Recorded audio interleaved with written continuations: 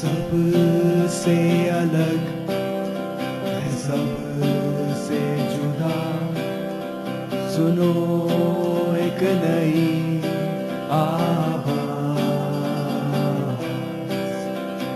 باتیں نئی ہیں، نیا انداز، سنو ایک نئی آواز، دل سے ہے آپ کے ساتھ،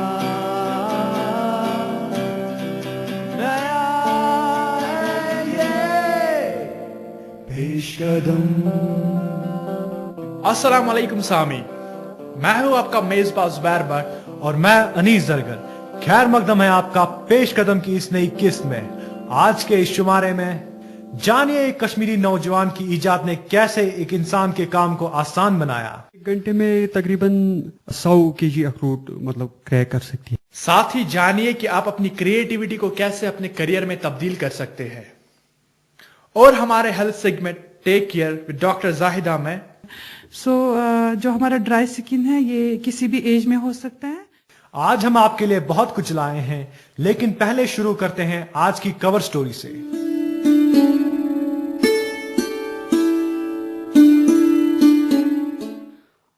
پران پران تو پر گئے تم کھر گئے کتاب بورا ہت، یم دل نش باخبر گئے تم نر گئے فضل تو عطا ہت۔ کئی لوگ ایسے ہیں جو کافی پڑھتے ہیں مگر بے سود، گویا گدھا کتابوں کا بوجھ لے کر جا رہا ہے۔ ہاں ایسے بھی نیک بخت ہیں جو علم حاصل کر کے خود کو پہچان گئے اور ضمیر میں ڈوب گئے، ان کے لیے اللہ کا فضل اور احسان ہے۔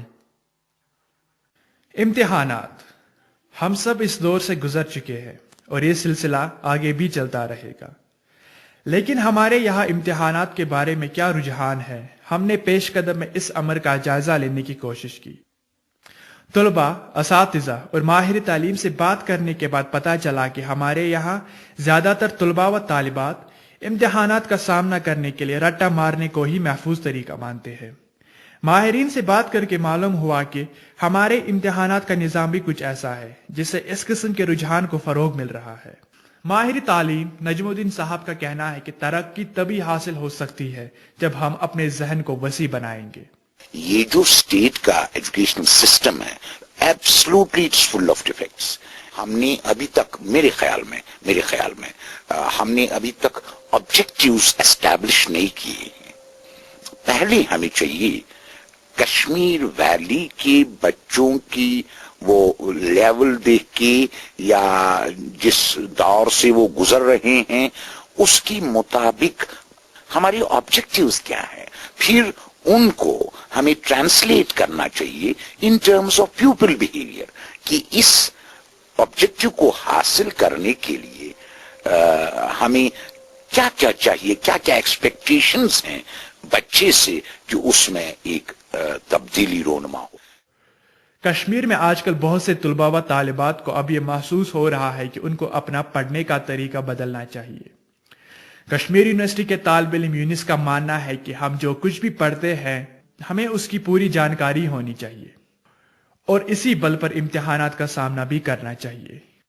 اس سون ایجوکیشن سسٹم کمی باسان ات من یہ ٹیچر سا سٹوڈنٹس امیک پوائنٹ آف ویو تیار کران کہ ژے پگہ ایگزامس من وسن، یہ تمس ہچنانے کی مطلب ژے گژھی یہ کنسپٹ ہاں بک ایڈوانسڈ دن مگر سہ بک سمجھانے حساب تمس دن کی تمس صرف ایگزام پوائنٹ آف ویو ون کہ ژے پگہ exam point of view book پڑھیں تو تمہ خاطر یہ پاس کریں، ژے کیا طریقہ اپناوک، ژے رٹافکیشن لگاون یہ گوڈفکیشن لگاون تو یہ کتاب کن طریقہ پاس کریں۔ سٹوڈنٹس تہ یہ صلاحیت اندر کن بڑھان کہ شاید ایگزام لاسٹ 5-6 دہ آسان تو مے کتاب کھولن تو یہ رٹ مارن تو ژھنن ایگزامس پاس کرت۔ Islamic University of Science and Technology میں فوڈ ٹیک کے assistant professor engineer Tariq Ahmad نے پیش قدم سے بات کرتے ہوئے اس امر کو تسلیم کیا کہ وہ اور بہت سارے اساتذہ جوابی پرچوں کی جانچ کے دوران لکھوائے گئے جوابات کو ہی صحیح مانتے ہیں، اور اگر کوئی طالب علم اپنے الفاظ میں وہی بات کرنے کی کوشش کرے تو اسے نہیں سراہا جاتا۔ آج کل یہ بڑی بحث چھڑی ہوئی ہے کہ جو یہاں پہ ٹیچرز ایویلویٹ کرتے ہیں، جو یہاں پہ سسٹم ہے ایویلویشنز کا، وہ زیادہ تر بیسڈ ہوتا ہے کہ کریمنگ پہ. اگر آپ بچوں جیسے آپ نے پیپر کوشچن دیے ہیں اور انہیں جواب لکھے ہیں، تو ٹیچر صاحبان جو ہے، جو آپ یونیورسٹیز میں ہے یا چاہے کالج میں یا ڈفرینٹ تعلیمی اداروں میں ہوتے ہیں، وہ کیسے ایویلویٹ کرتے ہیں؟ میں آپ کو بتاؤں کہ چنانچہ میں یونیورسٹی میں کام کر رہا ہوں، میں دیانت کے ساتھ کہوں کہ میرا جو طریقہ ہے، نارملی جب ہمارے پاس کاپی آتی ہے بچے کا، تو obviously جو انہوں نے آنسر لکھا ہوتا ہے اسی کے بنا پہ انہیں مارکس دے دیتے ہیں. ابھی تک یہ میری رائے. ہاں، اگر کسی نے آنسر اسے ڈیفر کیا ہوتا ہے تو انہیں بھی اچھے مارکس دیتے ہیں، لیکن یقیناً جس لڑکے نے جو لکھا ہوتا ہے، جو اس کو کلاس میں بتایا جاتا ہے، اور اسی کو اگر انہیں واپس لکھا ہوتا ہے، چاہے انہوں نے پھر اس کو انڈرسٹینڈ کیا ہو، کریم کیا ہو، میں تو اپنی ذاتی بات آپ سے کہوں تو ہم مارکس انہیں کو ہم زیادہ دیتے ہیں.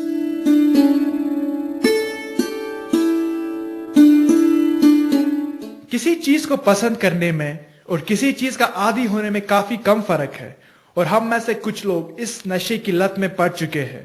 ان کے لیے صحت مند زندگی پھر سے بحال کرنا کافی مشکل ہے. اور آج یہی موضوع ہے ہمارے health segment take care with doctor Zahida میں. ڈاکٹر زاہدہ، ایڈکشن کا مطلب کیا ہے؟ ایڈکشن کا مطلب ہے کہ اگر کوئی انسان کسی چیز یا کسی بیہیویئر کا اتنا عادی ہو جائے کہ وہ اس کو چاہ کے بھی چھوڑ نہیں سکتا ہے. ایک انسان کو کمپلشن رہتا ہے کہ وہ سبسٹنس یا وہ بیہیویئر کنٹینیو کرے، یہ جان کر بھی کہ اس کے زندگی پہ اس کے مضر اثرات ہے. ایک تو ہوتا ہے سبسٹنس ایڈکشن، لائک اگر کوئی تمباکو نوشی کرتا ہے، ڈرگس کی ایڈکشن یا الکوہول کی ایڈکشن. دوسرا ہوتا ہے پروسیس ایڈکشن، جس میں کہ جوا آتا ہے، کھانے کی ایڈکشن یا شاپنگ کی ایڈکشن. لیکن سب سے کامن ایڈکشن سبسٹنس کی ایڈکشن دیکھی گئی ہے. ایک انسان کیسے ایڈکٹ ہوتا ہے، یعنی کہ اس ایڈکشن کی کیا وجوہات ہے؟ جی، ایڈکشن کے بہت سے وجوہات ہیں، جیسے کہ دیکھا گیا ہے کہ addiction usually teenage adolescence میں ہوتا ہے. ایڈولسنس میں برین اتنا میچور نہیں ہوتا ہے، تو ایک انسان اچھا ججمنٹ نہیں لے سکتا ہے، یا وہ اپنے اوپر کنٹرول نہیں پورا کر سکتا ہے. اس کا اوور آل برین امیچور ہوتا ہے، تو وہ ایزیلی ایڈکٹ ہوتا ہے. دوسرا ہے کہ جینیٹکس، کہ اگر گھر میں کوئی اس کا مطلب گھر کا کوئی بندہ، کوئی ممبر ایڈکٹ ہے، تو یہ جو دوسرا بندہ ہے اس پہ بھی اثر ہو سکتا ہے. تیسرا یہ ہے کہ اگر چھوٹی عمر میں کوئی بچہ دوائی لیتا ہے یا کوئی چیز یوز کرتا ہے، تو اس کو 80% چانس ہوتے کہ وہ اس چیز کا عادی ہو جائے. اور چوتھا ہے کہ کسی کو ڈپریشن ہوتا ہے، مینٹل انسٹیبلٹی، اینگزائٹی، تو وہ ڈرگس یا کوئی سبسٹنس یوز کرتا ہے تاکہ اس کو ان پریشانیوں سے ریلیف ملے. باقی ہوتا ہے انوائرمنٹل فیکٹر، جس میں کہ گھر کے افیئر آتے ہیں. امپورٹنٹ دیکھا گیا ہے کہ ایکیڈیمک پرفارمنس، اگر کسی کا اسکول پرفارمنس بہت کم ہے تو بچے میں چانس ہے کہ وہ کسی ڈرگ کا ایڈکٹ بنتا ہے. ایڈکشن کا امیڈیٹ اور لانگ ٹرم ایفیکٹ کیا ہے؟ پہلے بلڈ پریشر انکریز ہوتا ہے، اس کی ہارٹ ریٹ انکریز ہوتی ہے، بے قراری سی آتی ہے، وہ نہ کھا سکتا ہے ٹھیک سے، نہ وہ پی سکتا ہے ٹھیک سے.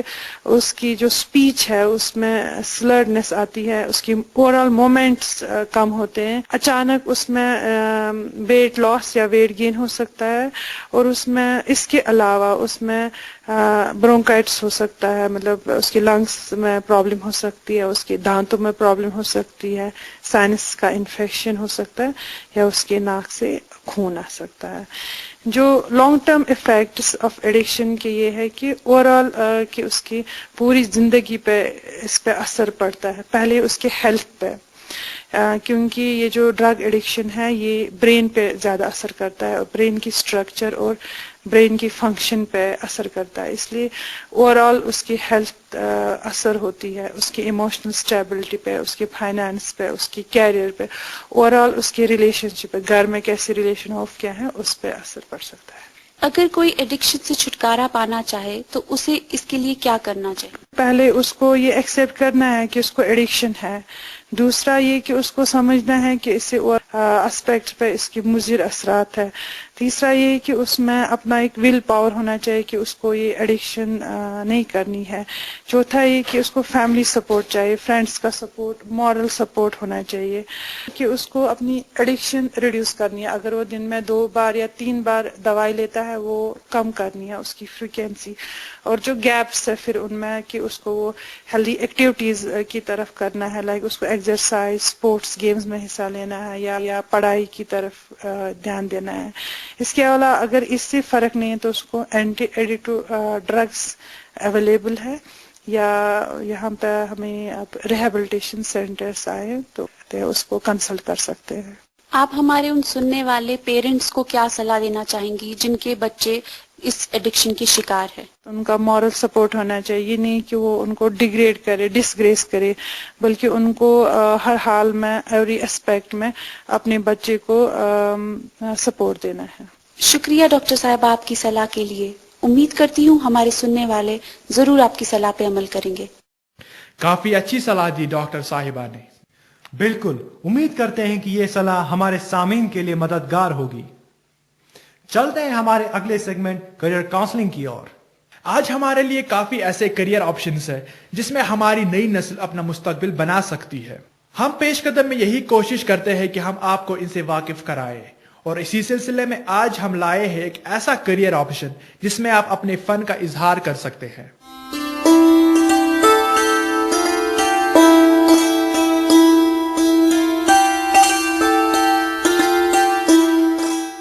سامعین, آج ہم بات کریں گے جناب مسعود حسین سے, جو music and fine arts college میں اپلائیڈ آرٹس کے ہیڈ آف ڈپارٹمنٹ ہیں.